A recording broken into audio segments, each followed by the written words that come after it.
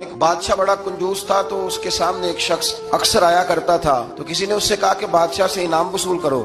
اس نے کہا یہ بڑا کنجوس ہے، پر چلو اللہ نے مجھے بھی بڑا ذہن دیا، انعام لے ہی لیتے ہیں۔ تو کہنے لگا بادشاہ کا بھی انعام ہی دے دیا کر۔ بادشاہ کہنے لگا پہلے میرے سوال کا جواب دے پھر انعام دوں گا۔ تو بادشاہ کہنے لگا یہ میرے ہاتھ کی ہتھیلیاں، ان میں بال کیوں نہیں؟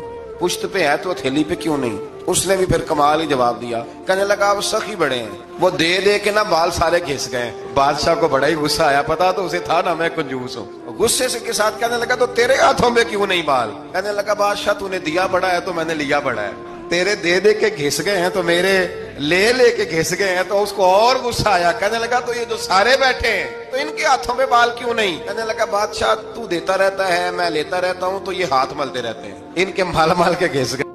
تو بادشاہ کہنے لگا بھائی بندہ تو سیانا ہے، تجھے کچھ نہ کچھ دینا ہی پڑے گا۔ تو کچھ لوگوں کے نا مال مال کے ہی اللہ دیتا ہے، نوازتا ہے، پر ان کے اثر کر کر کے یہ ہاتھ گھس جاتے ہیں۔